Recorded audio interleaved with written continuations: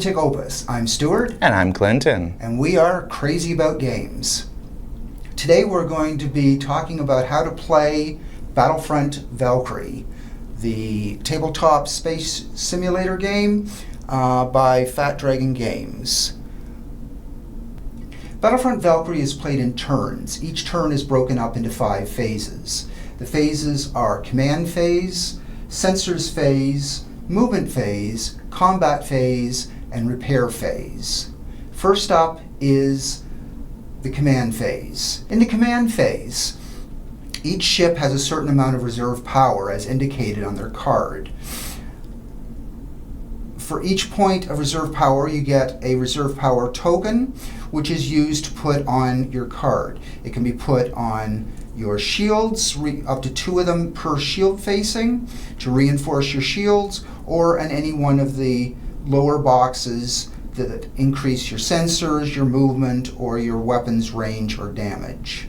Each ship has its own card, which details the various information you need to know about the card. First off is its engine rating.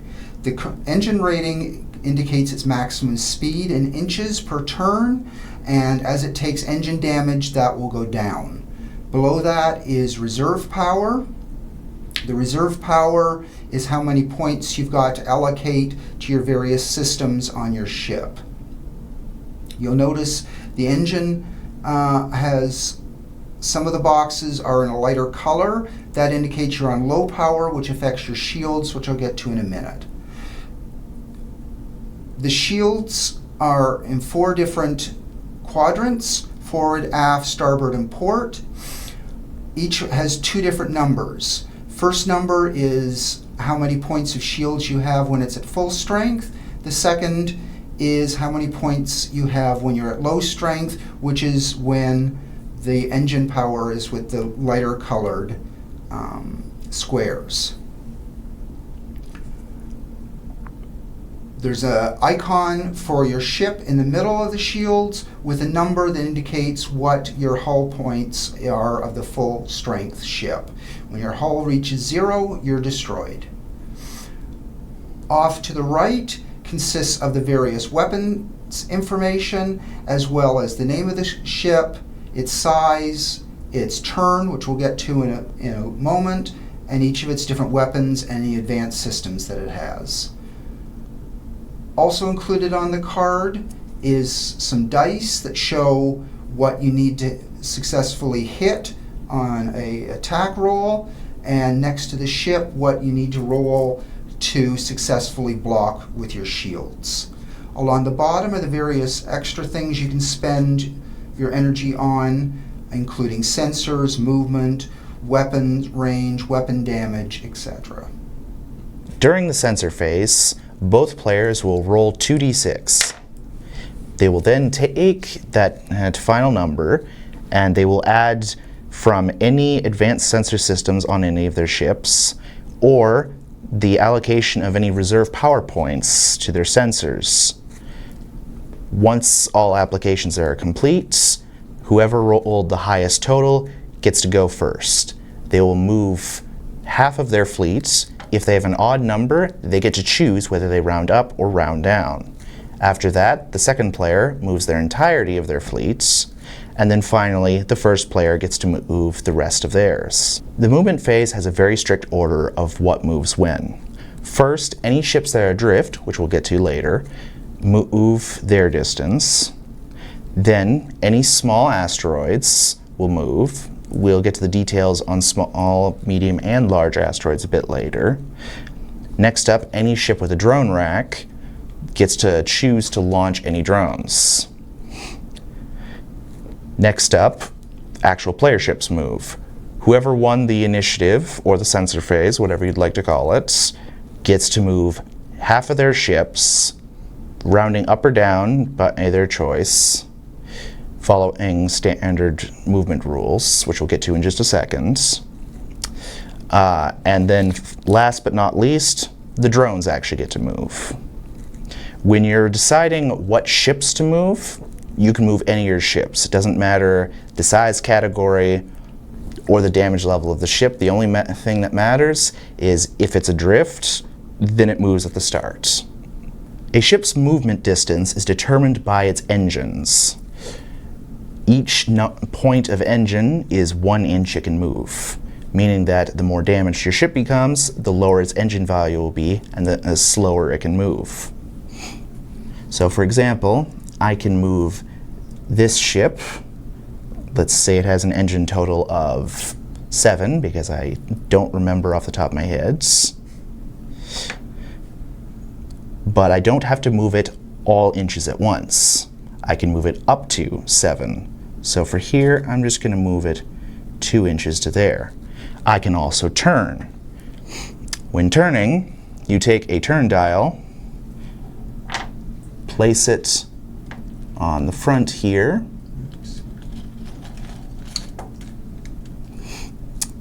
align the triangle with the triangle on the front, and then I can move it up to 45 degrees in either direction.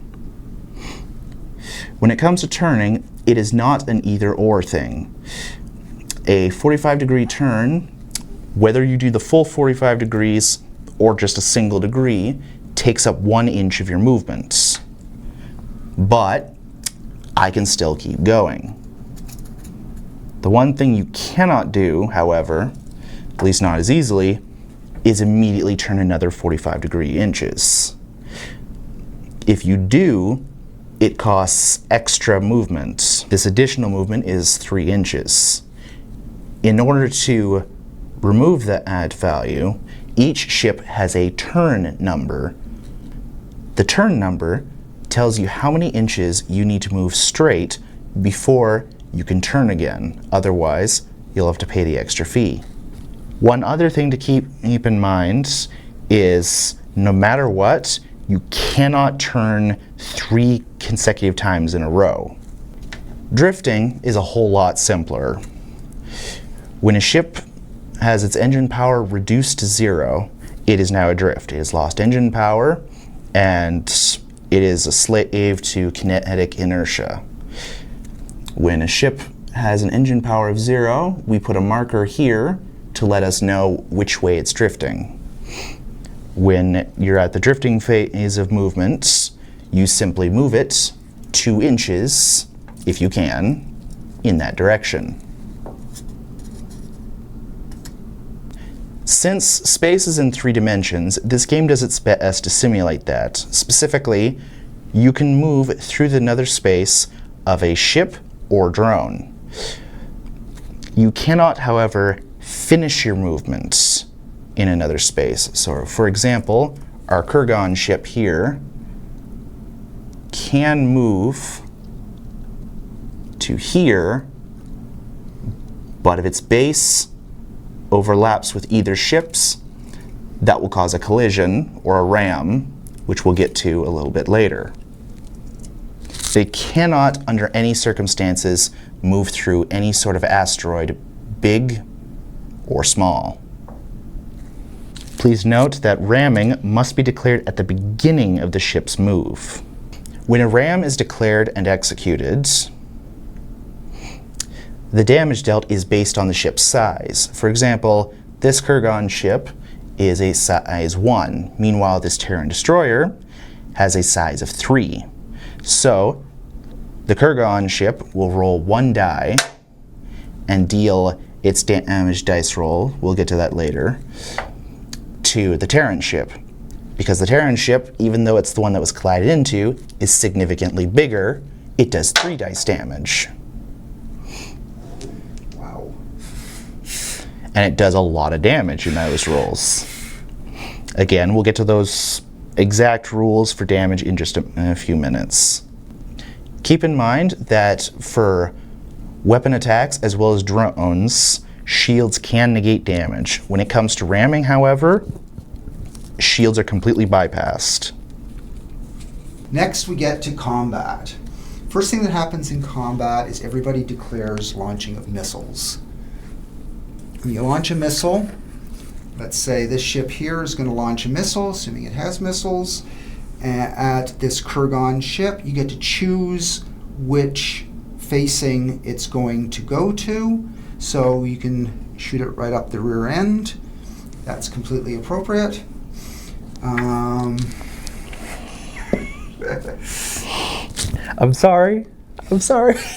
Kurgan can shoot back, and everybody declares missiles. Then whoever won the initiative, the sensor roll, fires one of their ships, chooses which ship to fire, and they fire their weapons at whoever they wish to fire upon. Ships have 4 different firing arcs: forward, starboard, port, and aft. And you measure which direction they are by going by pin to pin.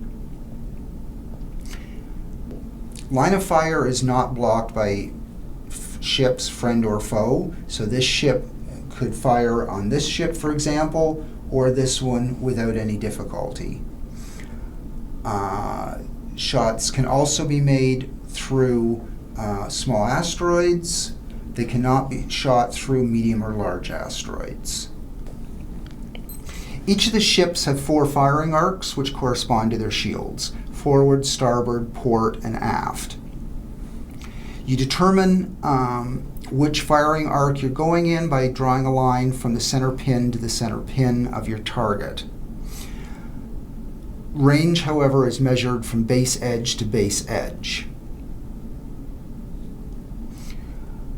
Line of fire, you can shoot through other ships, you can shoot through small asteroids, you can shoot through mines and drones. However, you cannot shoot through larger asteroids, mediums or larges. They do block line of fire. The player who won the sensor roll or initiative roll gets to choose the first ship to fire. They choose one of their ships, declare who they're shooting against, roll their dice after determining their firing arcs, and make sure their weapons are covering that particular firing arc.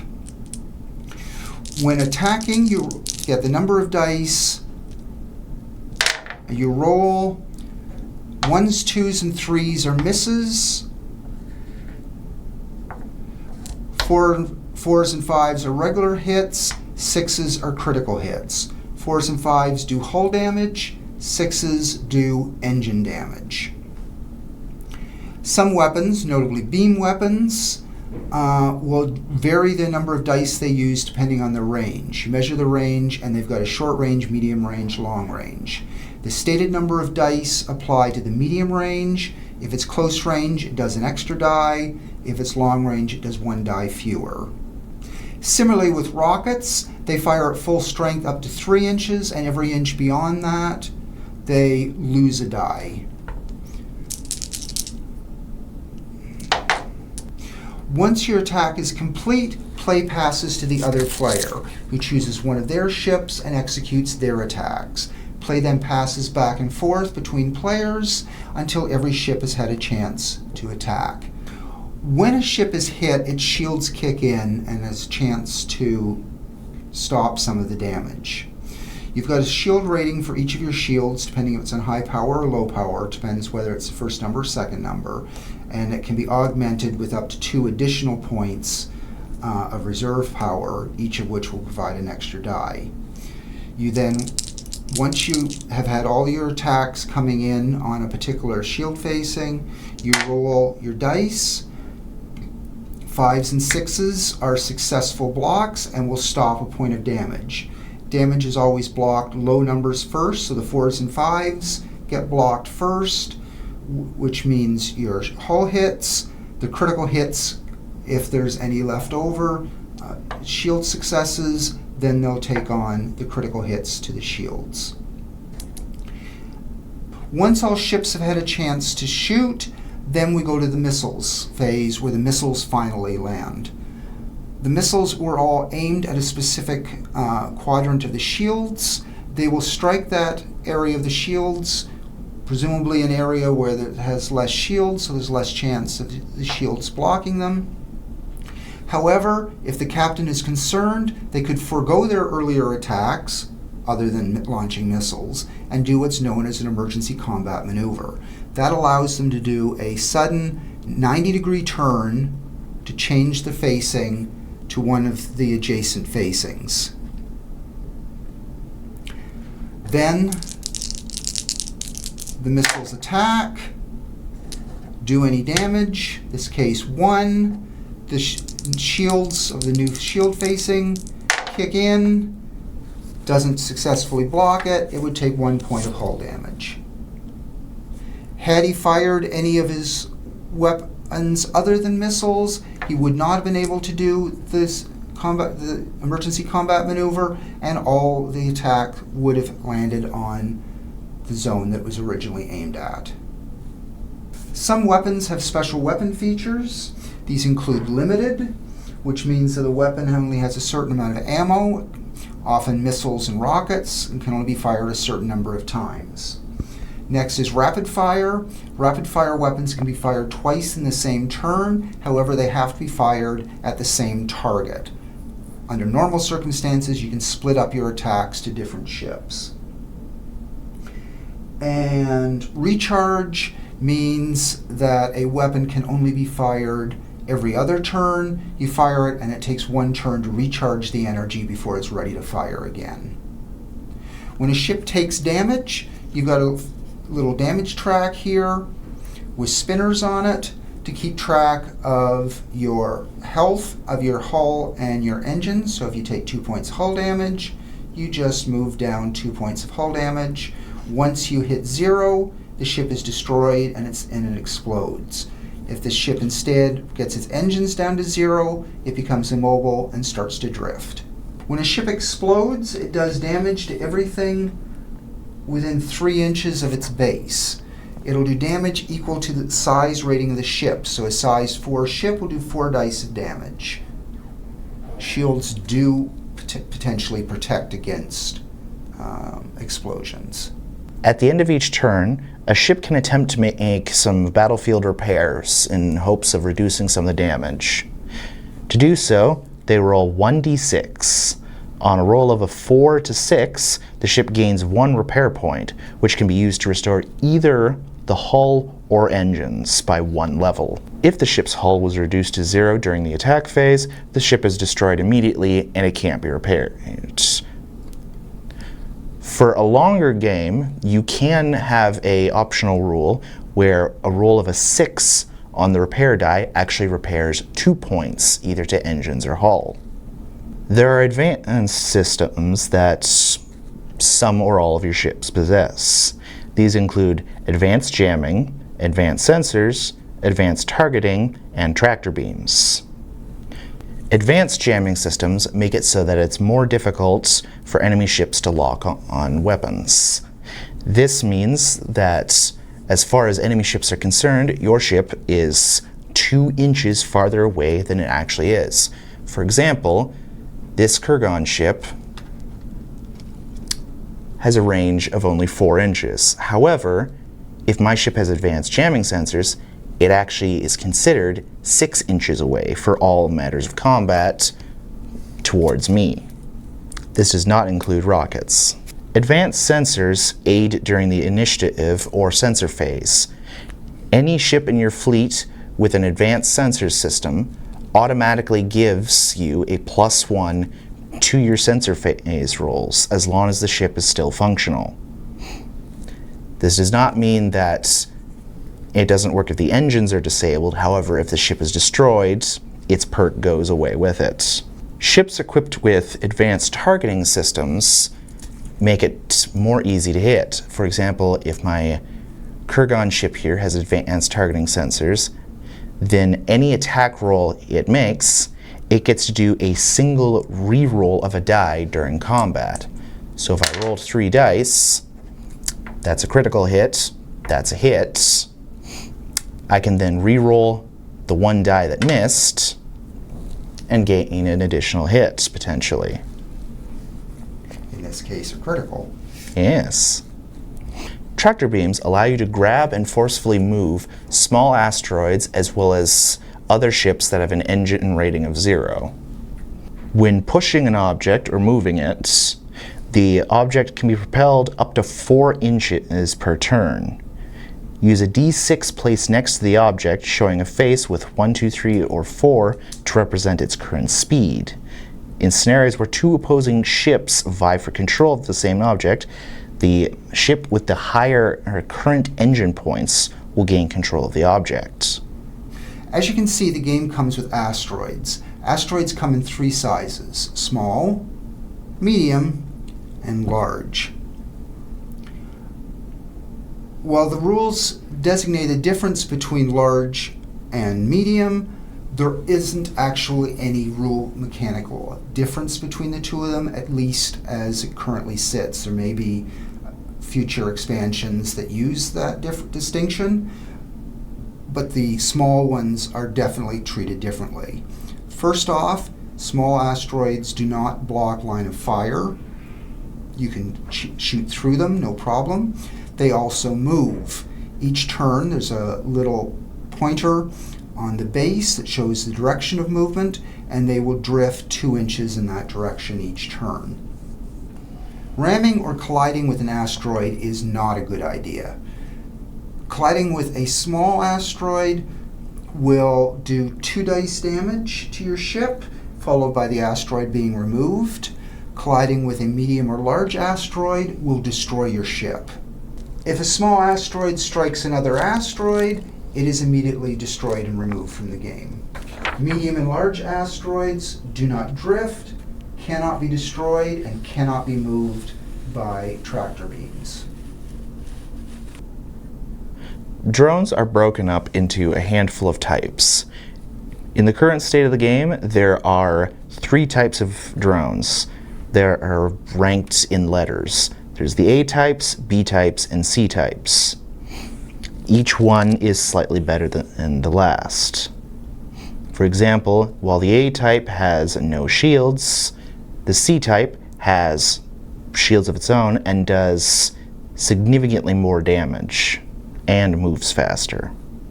Drones are small craft that are integrated into any fleet that you want.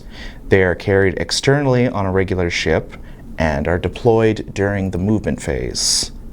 Drone counters have 2 pieces of information on them to make it easy to keep track of them. There's the letter, which tells you the class, and a number. This is to help you keep track of what drones are headed where. For example, to deploy a drone during the movement phase, I simply place the drone touching the base of my ship. This drone is a Type C with a 1 on it. I then take a die on the ship that I want the drone to be targeting. It must be within 24 inches, and mark it the corresponding number of the drone. At the end of the movement phase, drones will activate. They will move in a straight line towards their targets in a number of inches in their engine value, which is determined by their drone type. Drones will instantly detonate if they collide with any asteroids. They will, however, move around any ships that intersect their path.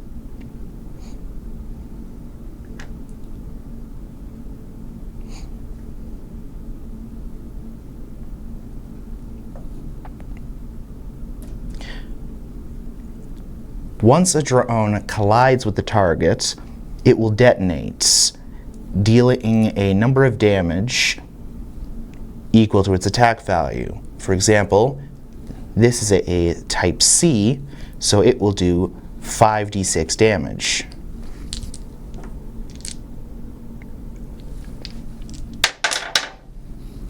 Drone detonations can be blocked by shields, just like in most attacks. Drones also have a hull value. If a ship was too far to be reached in one turn, it is possible to destroy it with weapons fire before it reaches its target. If its hull is reduced to 0, it is destroyed without detonating. Note that drones cannot receive critical hits affecting their engine value. All damage goes to their hull. If the target in question ever manages to get more than 24 inches away from a drone, the drone will lose the target lock and will become dormant until it can reacquire or acquire a new one. So drones are a good way to balance out your forces if your point total is slightly off from what your opponent's has. The other way to do that is with mines. Mines cost 5 points and give you 4 different mines per ship. Mines are deployed during movement. You move a ship, and at any point during the movement, you can drop a mine. Mines have to be placed within 3 inches of the base of your ship, and they are not active the turn that they're dropped. I tend to turn them upside down, just to indicate that they're not yet active.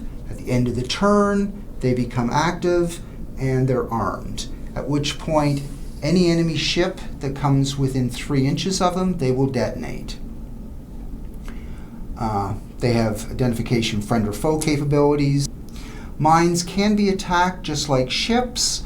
They do have a shield rating of 1, and any attack that gets through their shields automatically detonates the mine. Other than that, if an enemy ship comes within 3 inches of the mine, it detonates. When it detonates, any ship of either side within 3 inches of the mine takes 3 dice damage. This can be blocked by shields. Well, that wouldn't have done any damage anyway. Other than that, if you try to use a tractor beam on a mine, it will immediately detonate. And that's how you play Battlefront Valkyrie. I'm Clinton. And I'm Stuart. Thank you so much for watching. If you enjoyed the video, you know the drill. Like, comment, subscribe. Go ahead and check out the rest of our channel where we've got reviews, we've got Let's Plays, and we'll see you later. Bye-bye. Bye-bye.